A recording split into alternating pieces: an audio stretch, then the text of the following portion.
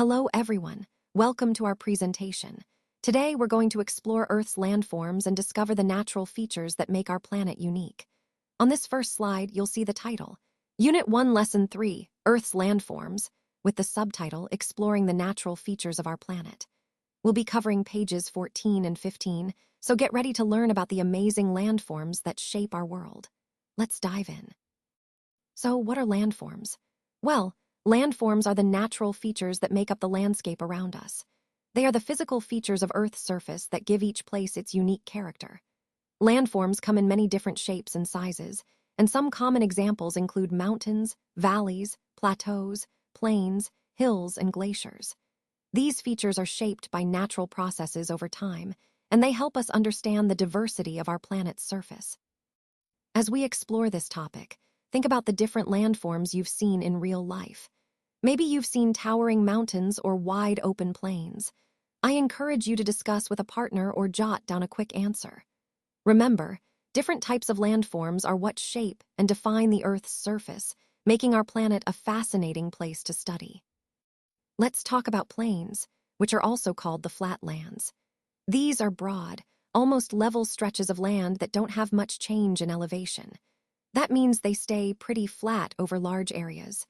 Usually, plains are lower than the land around them, and you'll often find them along coastlines or inland regions.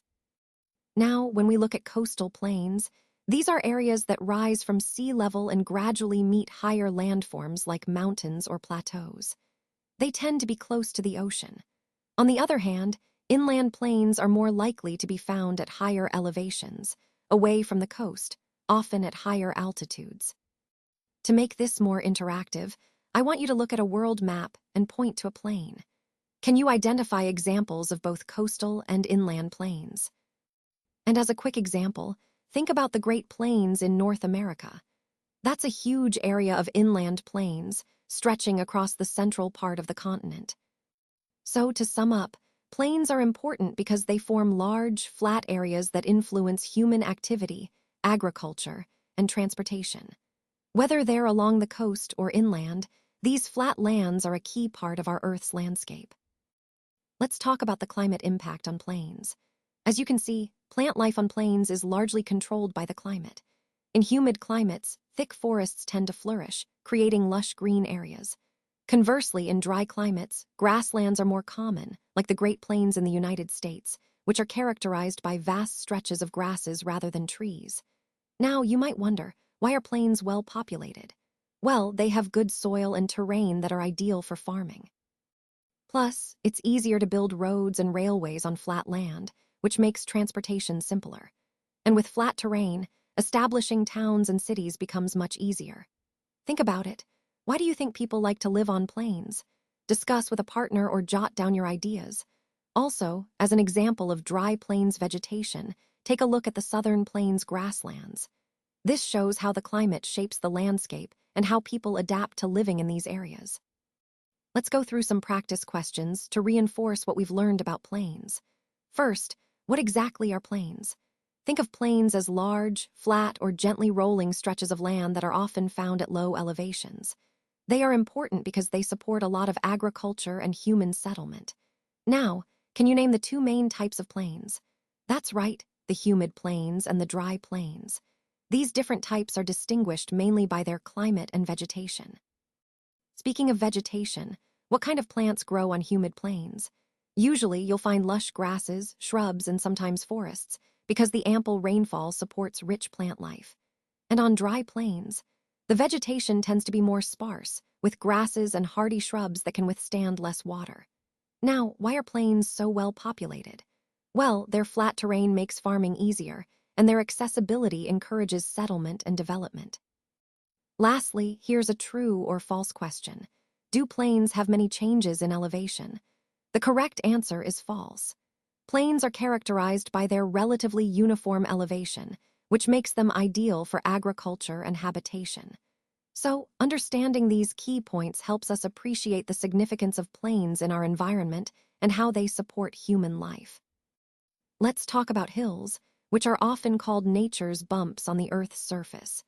They are elevations that have distinct summits, meaning they rise above the surrounding terrain. While they have noticeable peaks, they are generally lower in height compared to mountains. Hills form through a few interesting processes.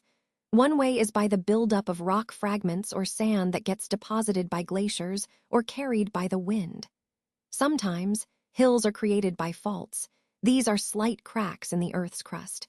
When these faults move upward just a little, they can cause the land to rise and form hills. Some famous examples include the Les Hills and the Black Hills. These are rolling landscapes with rounded summits that give them a gentle appearance. Now, when we compare hills to mountains, the key difference is their height and shape. Hills tend to have lower, rounded tops, giving them a softer look. Mountains, on the other hand, are much taller with sharp peaks that rise dramatically. To wrap up this slide, I want you to think about how you would draw a hill versus a mountain. What makes them different? Think about height, shape, and the overall appearance. This helps us understand the diverse features of our Earth's surface. All right, let's talk about hills. How are they different from mountains? Well, generally speaking, hills are lower in height compared to mountains. They might be smaller, but they still have their own unique formations and features. Now, how do hills form? One common way is through the accumulation of rock fragments or sand. Over time, these materials gather and create a hill shape. It's a natural process that involves erosion and deposition. Speaking of formation, let's touch on faults. Faults are cracks in the Earth's crust where movement has occurred. They play an important role in shaping the landscape, including some hills.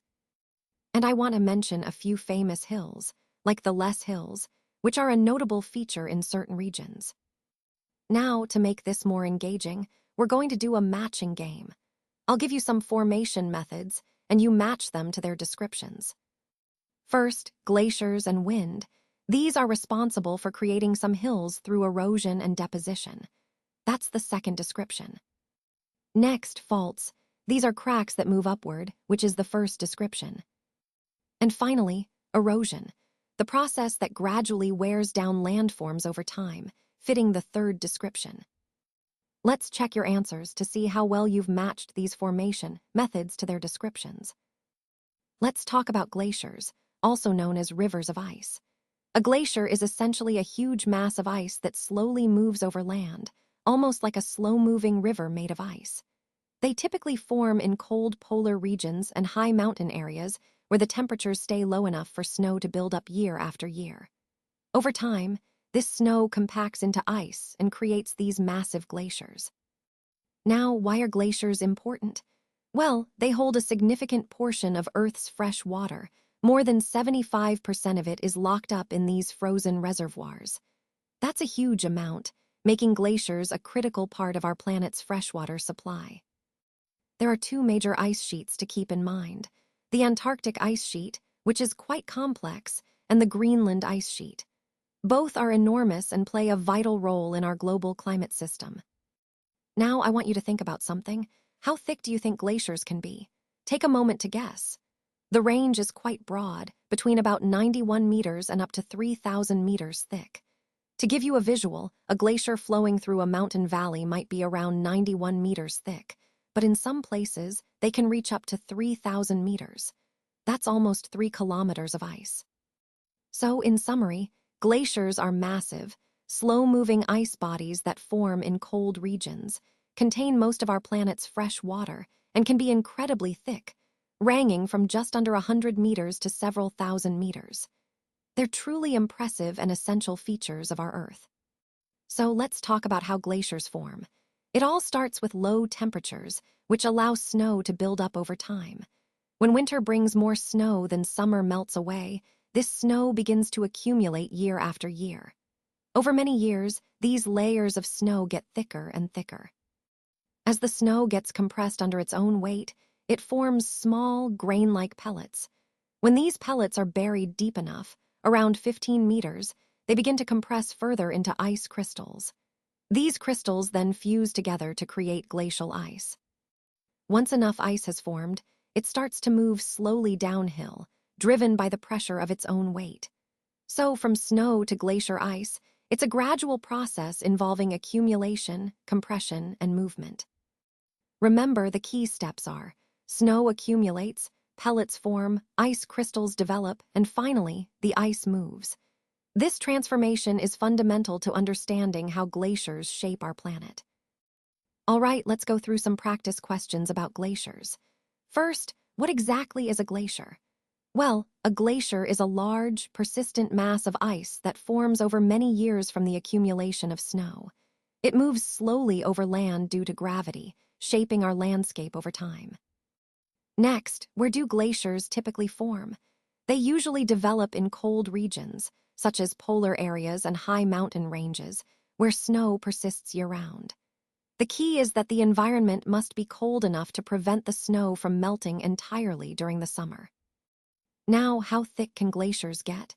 Some glaciers can be incredibly thick, reaching hundreds or even over 1,000 meters in depth. That's like stacking multiple skyscrapers on top of each other. Their immense size plays a major role in their ability to carve out valleys and influence sea levels. Speaking of water, did you know that about 68.7% of Earth's fresh water is stored in glaciers and ice caps? This makes glaciers a crucial part of our planet's freshwater reserves, especially when considering climate change and sea level rise. Let's move on to a true or false question. Glaciers form when more snow falls during winter than melts in summer. That's true. When snowfall exceeds melting, snow accumulates year after year, eventually transforming into ice and forming a glacier. Finally, let's look at the glacier formation flowchart.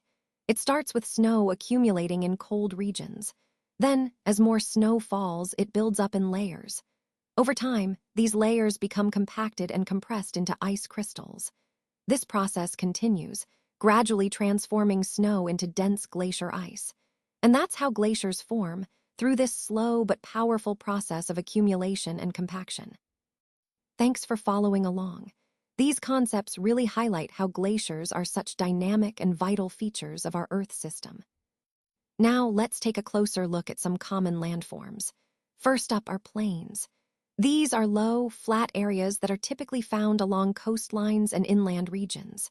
They are really important for agriculture because their flatness makes farming easier, and they also make building roads and railways much simpler. Next, we have hills. Hills are generally medium in height and have distinct summits or tops. You'll often find hills in valleys, plains, and mountain valleys. They are formed through processes like rock deposits, faults, or erosion, which shape their gentle slopes and rounded tops. Then there are glaciers. These are massive bodies of ice that vary greatly in thickness, from about 91 meters to 3,000 meters thick. Glaciers are mainly found in polar regions and high mountain areas. They are incredibly important because they contain about 75% of Earth's fresh water. Glaciers flow very slowly over land, shaping the landscape over time. Now, for the interactive part, I'm going to show you some images. Your task is to sort these images into the correct landform categories. Drag the plains images into the plains box, the hills into the hills box, and the glacier images into the glaciers box. This activity will help reinforce your understanding of the different landforms and their characteristics. All right, let's wrap up with a quick review and some challenge questions. First, let's match landforms to their descriptions.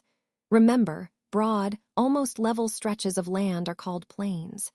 These areas are usually flat and wide, making them ideal for many activities. Next, which landform is best for farming? Think about elevation and soil quality. Generally, plains are the best because they have rich soil and flat land, making farming easier. Now, which landform contains most of Earth's fresh water? That's right, glaciers. And here's a fun hint: they're frozen. These huge masses of ice store a significant amount of our freshwater. Now I want you to try drawing and labeling some landforms: a plain, a hill, and a glacier. This helps you visualize their shapes and features. Let's move to the challenge questions. The first one asks, how does climate affect plains? Think about how different climates influence vegetation, like forests in wetter areas versus grasses in drier plains. Also, consider how humidity levels impact plant growth. The Great Plains, for example, has specific vegetation because of its semi-arid climate. Next challenge, Describe the complete process of glacier formation. Remember, it starts with snow accumulating year after year, compressing into ice and gradually transforming into a glacier. This process involves several steps: snow accumulation, compaction, ice formation, movement, and melting. It's a fascinating natural cycle. Finally, I want you to think and share. Which landform would you most like to visit? Would it be the plains, the hills, or the glaciers? And why? I look forward to hearing your choices and reasons. Thanks for engaging with these landforms today.